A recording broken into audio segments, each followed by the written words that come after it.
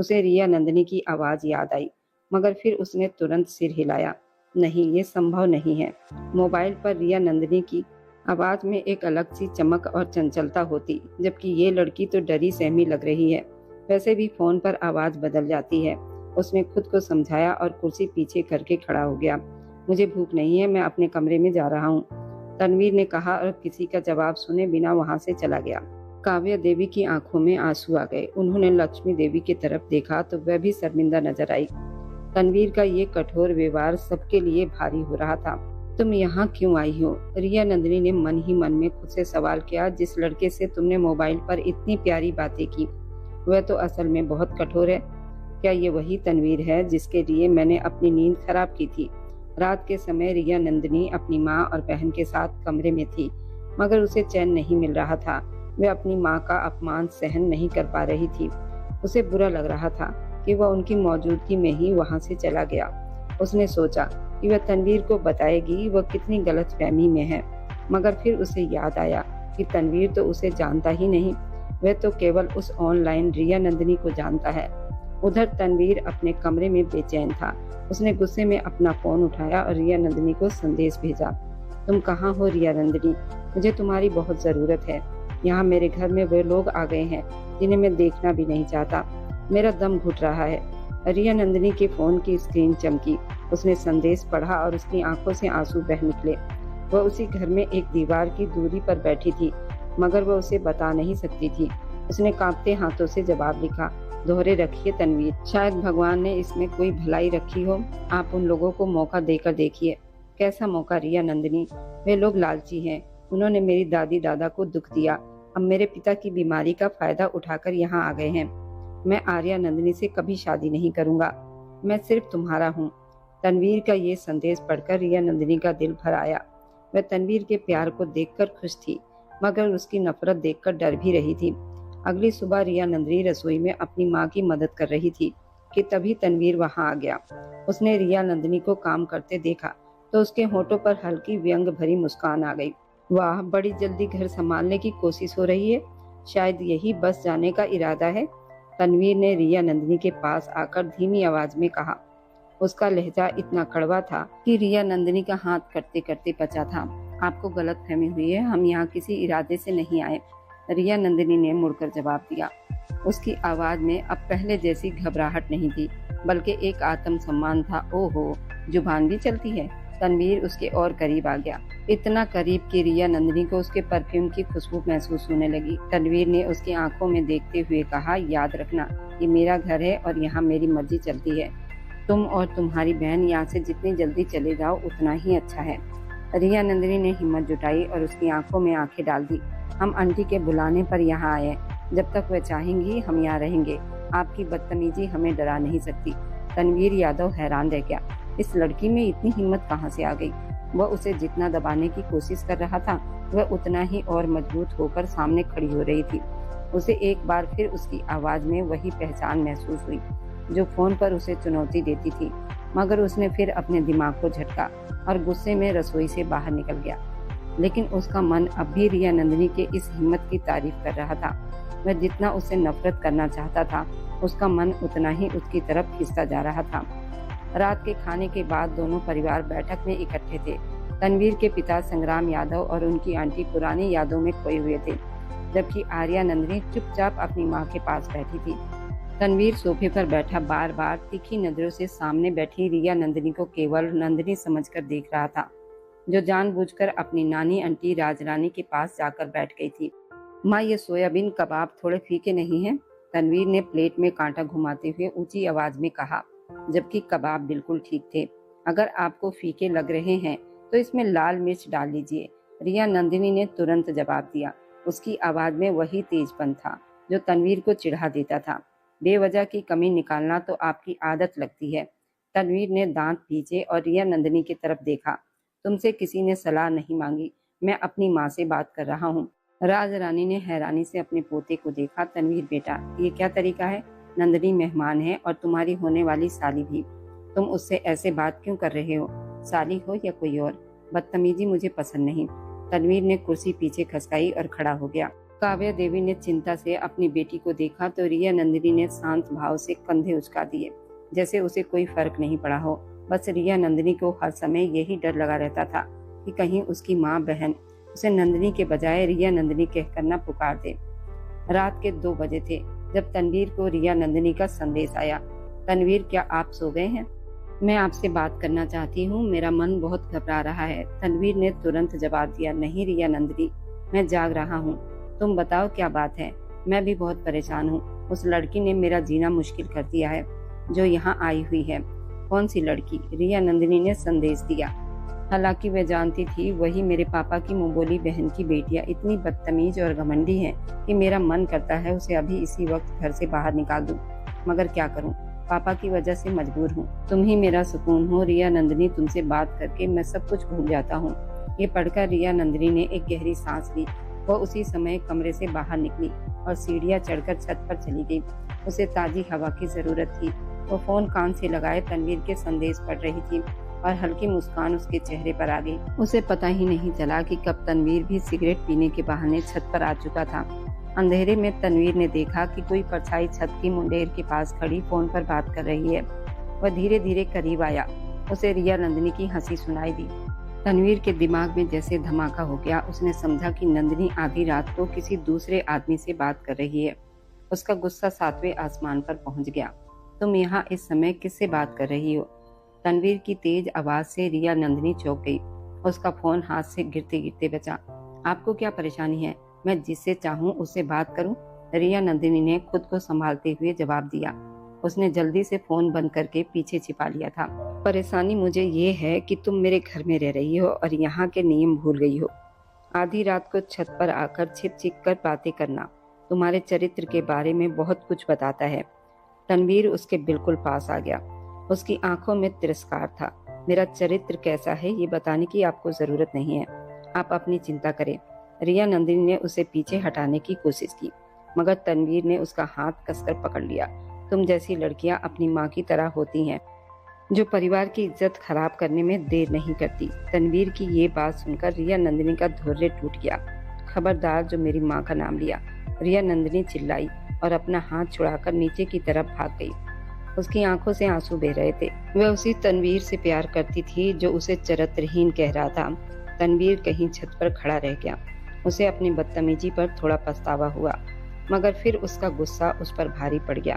वह सोचने लगा वह कितना बेवकूफ था जो उस लड़की की मासूमियत देखकर थोड़ा पिघलने लगा था, जबकि वह रात में किसी और से बात करती है।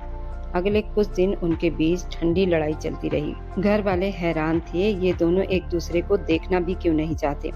आर्या नंदिनी और तनवीर की सगाई की तैयारियां शुरू हो चुकी थी, मगर रिया नंदिनी ने अब तय कर लिया था कि वह और चुप नहीं रहेगी। वह तनवीर की इस गलतफहमी को दूर करेगी, मगर उसे ये नहीं पता था कि सच जानने के बाद तनवीर की प्रतिक्रिया क्या होगी। सगाई की रस्म खत्म हो चुकी थी। पूरे घर में खुशी का माहौल था, मगर तनवीर के सीने में जैसे आग लगी हुई थी। वह अपने कमरे में अकेला बैठा था। खिड़की से अंधेरे में डूबे हुए बगीचे को देख रहा था।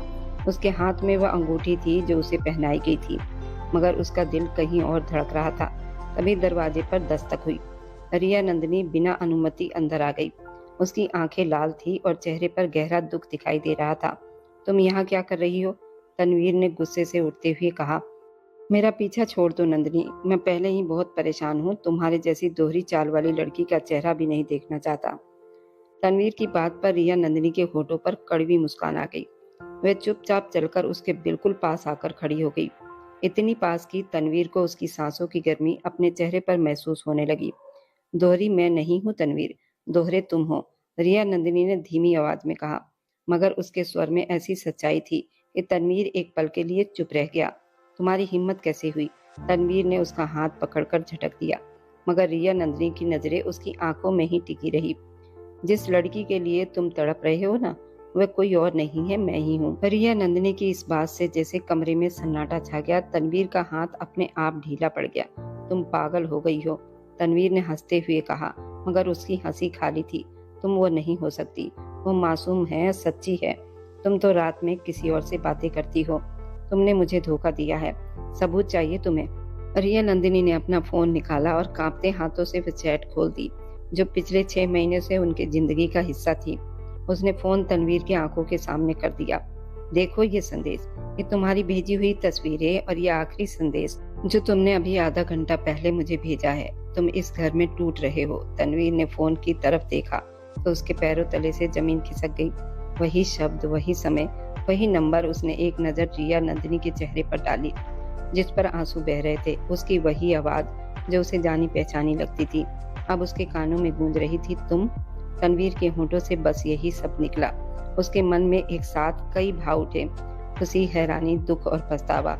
वह लड़की जिससे वो पहली नजर में प्रभावित हुआ था, जिसे खुद से दूर करने के लिए वह कठोर बन रहा था, वही उसका प्यार थी। तुमने मुझसे सच क्यों छिपाया रिया नंदिनी? तनवीर ने तड़पकर उसके कंधे को पकड़ लिया। अब उसकी पकड़ में कठोरता नहीं बल्कि गहरा प्यार था। मैं तुम्हारी नफरत देखना चाहती थी तनवीर, रिया नंदिनी ने रोते हुए कहा। मैं देखना चाहती थी कि तुम मुझसे प्यार करते हो या सिर्फ उस स्क्रीन से। तुमने मुझे चरित्रहीन कहा, तुमने मेरी माँ को बुरा भला कहा। क्या यही तुम्हारा प्यार है? तनवीर ने बिना कुछ सोचे समझे नंदिनी को अपने सीने से लगा लिया। उसने अपना चेहरा उसके बालों में छुपा लिया। मुझे माफ कर दो रिया नंदिनी, मैं अंधा हो गया था। मैं खुद से लड़ रहा था क्योंकि मेरा दिल तुम्हारी तरफ खिंच रहा था और मेरा दिमाग मुझे रोकता था कि मैं अपने प्यार को धोखा नहीं दे सकता। दोनों कुछ देर चुपचाप एक दूसरे के पास खड़े रहे। कमरे की खामोशी में सिर्फ उनके दिलों की धड़कनें सुनाई दे रही थी। तनवीर ने रिया नंदिनी का चेहरा अपने हाथों में लिया और उसकी आंखों में देखा जहां अब सिर्फ प्यार था। अब क्या होगा तनवीर? तुम्हारी सगाई तो आर्या नंदिनी से हो चुकी है, रिया नंदिनी ने रोते हुए पूछा। कुछ नहीं होगा, अब मैं तुम्हें खुद से दूर नहीं होने दूंगा। तनवीर ने उसके माथे को चूमा, जो एक वादा की वो किसी भी हद तक जाएगा मगर उसे नहीं छोड़ेगा। तनवीर ने रिया नंदिनी के चेहरे को अपने दोनों हाथों में थाम लिया। उसकी नजरें रिया नंदिनी के चेहरे की सुंदरता में खो गई थी। वह रिया नंदिनी जो मोबाइल के स्क्रीन पर सिर्फ एक ख्याल थी, अब उसके सामने एक सजीव सच्चाई बनकर खड़ी थी। काश मैंने पहले पहचान लिया होता, तनवीर ने धीमे स्वर में कहा। तुमने मुझे कितना तड़पाया है रिया नंदिनी, कभी अपनी बेबाकी से और कभी ये मासूम चेहरा दिखाकर। रिया नंदिनी ने शरारत से अपनी भीगी पलकें झपकाई और तनवीर के सीने पर उंगलियां घुमाने लगी। तो क्या अब आपको अपनी उस प्रेमिका से धोखा देने का दुख नहीं हो रहा जो स्क्रीन के पीछे छिपी थी? तनवीर ने गहरी सांस ली और उसे और करीब खींच लिया। वो प्रेमिका तो मेरी आत्मा में बस चुकी थी रिया नंदिनी, और तुम मेरे सामने थी। अब मुझे समझ आया कि मैं तुम्हारी बदतमीजियों के बावजूद तुमसे दूर क्यों नहीं हो पा रहा था, क्योंकि तुम्हारी आवाज का असर और तुम्हारी आंखों की चमक मुझे बार बार वहीं ले जाती थी जहां तुमने मुझे अपने प्यार में बांध रखा था। उसने झुककर अपना माथा रिया नंदिनी के माथे से लगा दिया। दोनों की सांसें एक दूसरे में मिल रही थी। रिया नंदिनी का दिल तेजी से धड़क रहा था, जैसे अभी सीने से बाहर निकल आएगा। तनवीर ने उसके कान के पास झुककर बहुत धीमी आवाज में कहा, मैं तुम्हें किसी और का नहीं होने दूंगा, चाहे मुझे पूरी दुनिया से क्यों न लड़ना पड़े। आर्या नंदिनी से ये रिश्ता कभी नहीं हो सकता, क्योंकि मेरा रिश्ता तो तुमसे बहुत पहले बन चुका है। रिया नंदिनी ने आंखें बंद कर ली। इस पल की मिठास उसे भीतर तक हिला रही थी, मगर फिर उसे आर्या नंदिनी का ख्याल आया। वह तुरंत पीछे हट गई। तनवीर, आर्या नंदिनी का क्या होगा? वह तो पहले ही बहुत दुखी रहती है और नानी आंटी ये कभी नहीं मानेगी अंतिम समय पर रिश्ता बदल दिया जाए। तुम चिंता मत करो रिया नंदिनी, अब मैंने तुम्हें पा लिया है तो खोने का सवाल ही नहीं उठता। तनवीर ने उसका हाथ पकड़कर अपने होठों से लगा लिया। उसके स्पर्श में एक ऐसा वादा था जिस पर रिया नंदिनी को पूरा भरोसा था। रात का आखिरी पहर था जब दोनों धीरे धीरे कदम रखते हुए आर्या नंदिनी के कमरे की तरफ बढ़े ताकि उससे बात कर सके, मगर जैसे ही वो दरवाजे के पास पहुंचे तो अंदर से रोने की आवाज सुनाई दी। आर्या नंदिनी फोन पर किसी से बात कर रही थी। मैं ये शादी नहीं कर सकती। मैं तनवीर यादव को कैसे अपना सकूंगी जबकि मेरा दिल तो आपके नाम हो चुका है। आर्या नंदिनी की आवाज में छुपा दर्द सुनकर तनवीर और रिया नंदिनी दोनों स्तंभ रह गए। मुझे लगता है कि हमें ये सब यहीं खत्म करना होगा। मैं माँ और पिता की इच्छा के खिलाफ नहीं जा सकती, लेकिन मैं जी भी नहीं पाऊंगी। तनवीर और रिया नंदिनी ने एक दूसरे की तरफ देखा। उनके चेहरे खिल उठे। उन्होंने तुरंत दरवाजा खटखटाया। आर्या नंदिनी ने घबराकर फोन छुपाया और दरवाजा खोला। सामने दोनों को साथ देखकर वह घबरा गई। रिया नंदिनी ने अंदर आते ही उसे गले से लगा लिया और फिर उन्होंने अपनी पूरी कहानी उसे बता दी।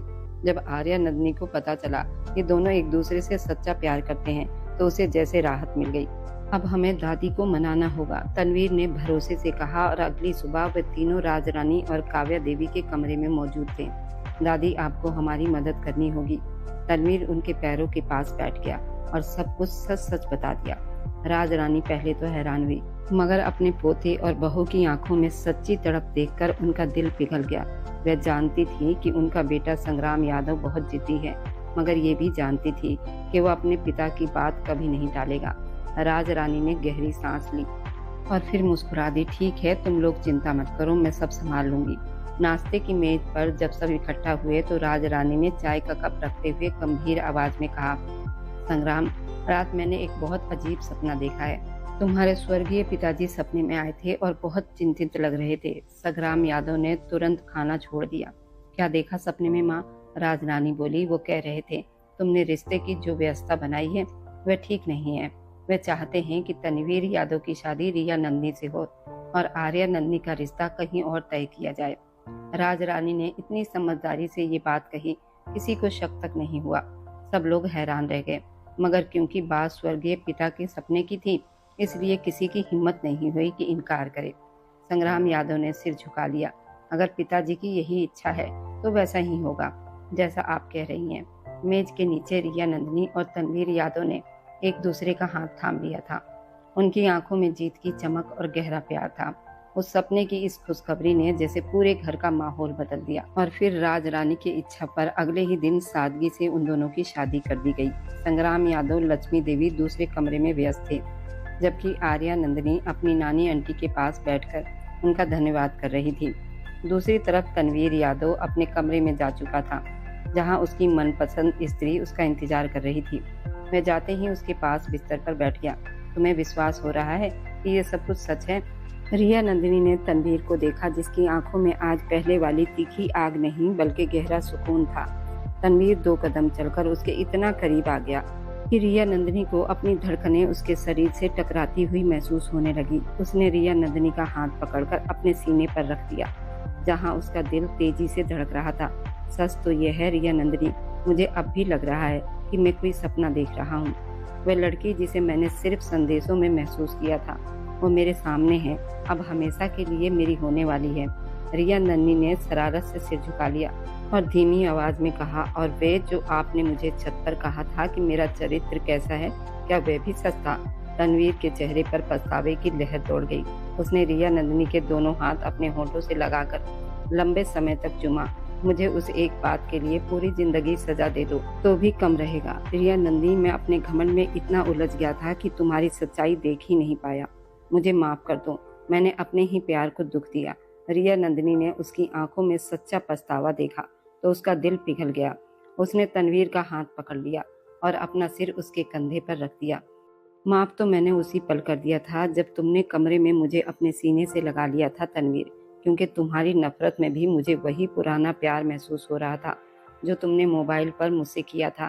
तनवीर ने उसे अपनी बाहों में भर लिया और धीमी आवाज में उसके कान के पास कहा, अब हमारे बीच कोई स्क्रीन नहीं आएगी रिया नंदिनी, अब सिर्फ मैं और तुम होंगे और हमारा ये पागलपन भरा प्यार जो दूरी का मोहताज नहीं रहेगा।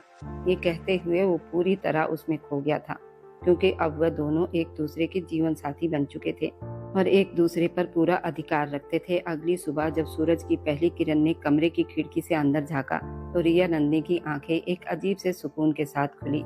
रात का पूरा दृश्य उसकी आंखों के सामने घूमने लगा, जिसमें सिर्फ और सिर्फ तनवीर की यादों का साथ शामिल था। थोड़ी देर बाद उसने तनवीर को कमरे में नहीं पाया तो वो बाथरूम में चली गई और कुछ देर के बाद बाहर आ गई। गुलाबी रंग के सूट में वो किसी राजकुमारी जैसी लग रही थी। उसने बाल खुले छोड़ दिए थे, कानों में छोटे से झुमके पहन लिए थे। जैसे ही वो कमरे में बाहर निकलने लगी तभी दरवाजे पर किसी की दस्तक हुई। रिया नंदिनी ने दरवाजा खोला तो सामने तनवीर यादव खड़ा था। सफेद रंग के कपड़ों में वो बेहद आकर्षक लग रहा था। रिया नंदिनी की सांसें उसे देखकर एक पल को रुक गई। तनवीर की नजर अब उसके गुलाबी कपड़ों पर पड़ी तो उसकी आंखों में प्रशंसा की चमक आ गई। तुम तो बिल्कुल गुलाब की पंखुड़ी जैसी लग रही हो, तनवीर ने उसके करीब आते हुए बहुत धीमी आवाज में कहा। उसके बोलने के अंदाज में वही कोमलता थी जो रिया नंदिनी को बेचैन कर देती थी। तनवीर ने अपना हाथ बढ़ाकर उसके बालों की एक लट कान के पीछे की और उसके माथे पर अपने होंठ रख दिए। ये आप क्या कर रहे हैं? रिया नंदिनी ने शर्माते हुए इधर उधर देखा। अगर किसी ने देख लिया तो क्या सोचेंगे? सोचने दो रिया नंदिनी, अब तुम मेरी हो और मैं तुम्हारा हूँ। तनवीर ने उसका हाथ अपने हाथों में ले लिया और उंगलियां उसकी उंगलियों में फंसा दी। अब मुझे किसी से कोई डर नहीं है, चलो नीचे चलते हैं। सब नाश्ते पर हमारा इंतजार कर रहे होंगे। जब दोनों हाथों में हाथ डाले सीढ़ियां उतरकर नीचे कमरे में पहुंचे, सबकी नजर उन पर टिक गई। सबके चेहरों पर मुस्कान आ गई। रिया नंदिनी का दिल तेजी से धड़क रहा था, मगर तनवीर की पकड़ उसके हाथ पर और मजबूत हो गई थी। माँ, हम आज नाश्ता घर पर नहीं करेंगे, तनवीर ने सबकी तरफ देखकर कहा। उसकी आवाज में खुशी साफ सुनाई दे रही थी। क्यों बेटा, सब कुछ तैयार तो है?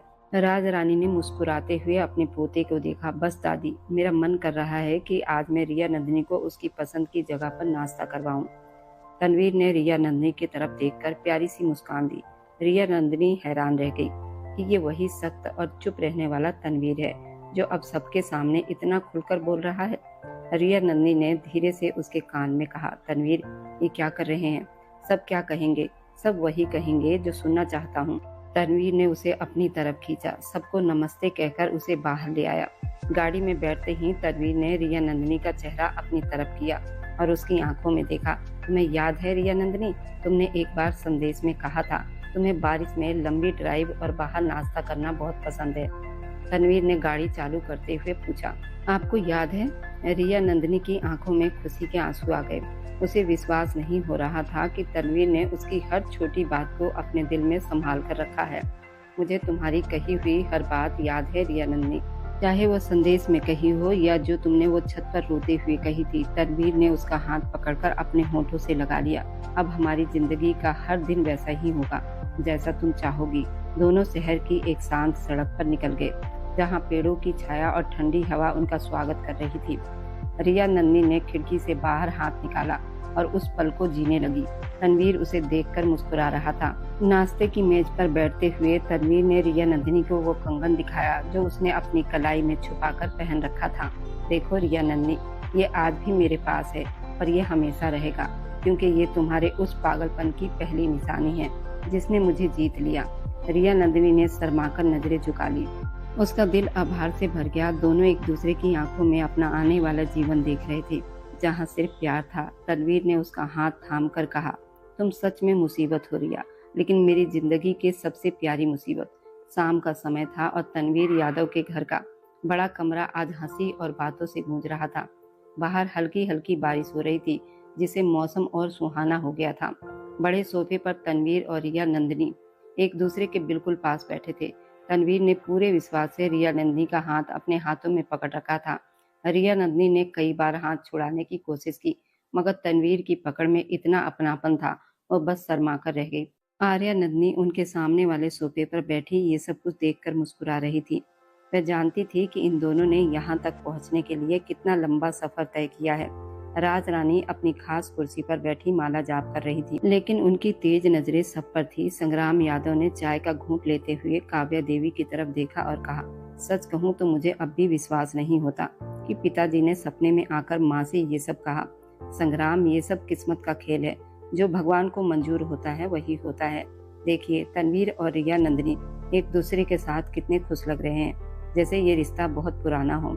राज रानी ने माला रोककर अर्थ भरी नजरों से तनवीर और रिया नंदिनी पर डाली। इस समय दोनों एक दूसरे की आंखों में कुछ कह रहे थे। अरे तुम किस्मत की बात कर रहे हो, यहाँ तो किस्मत से ज्यादा सिग्नल का कमाल है, उन्होंने मजाक में कहा। सिग्नल का क्या मतलब माँ? संग्राम यादव ने हैरानी से पूछा। कुछ नहीं बेटा, बस कभी कभी सिग्नल भी दिलों को जोड़ देते हैं। राज रानी पहली बार जोर से हंस पड़ी। आर्या नंदिनी और रिया नंदिनी हंसी से लोटपोट हो गई, जबकि तनवीर ने गला साफ करते हुए नजरें चुरा ली। काव्या देवी और लक्ष्मी देवी एक दूसरे का चेहरा देखने लगी। ये क्या बात हुई माँ? आप क्या कहना चाह रही हैं? क्या हमें कुछ नहीं पता जो आपको पता है? अरे कुछ नहीं बहू, बस पुरानी बातें हैं। राज रानी ने बात बदलने की कोशिश की, मगर संग्राम यादव अब जिज्ञासा में आ चुके थे। नहीं माँ, अब बताइए। रिया बेटा, तुम क्यों हंस रही हो? आर्या तुम भी? उन्होंने सबकी तरफ देखा।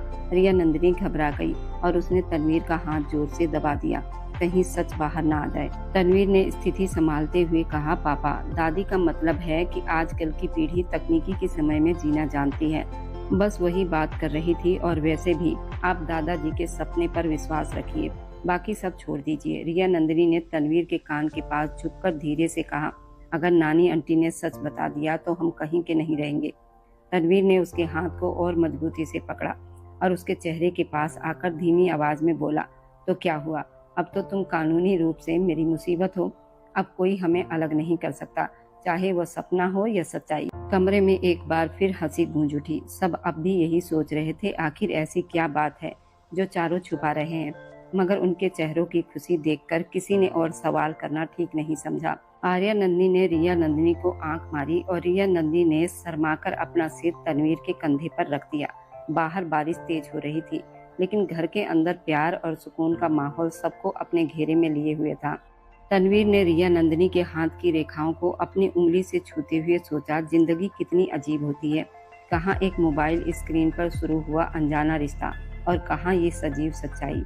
दोनों अब उस सफर के लिए तैयार थे जो ऑनलाइन शुरू हुआ था और अब परिवार की खुशियां और प्यार के बीच आगे बढ़ रहा था। और अब जाते जाते बस दिल से एक छोटी सी गुजारिश है, आप जहां कहीं से भी मेरी वीडियो देख रहे हैं, कमेंट में अपने शहर और राज्य का नाम जरूर लिखिए। आपके कमेंट मेरे लिए किसी अनमोल तोहफे से कम नहीं होते। और जो लोग अपना कीमती समय देकर मेरी कहानियाँ देखते हैं, लाइक और शेयर करते हैं, उन सबका मैं दिल से धन्यवाद करती हूँ।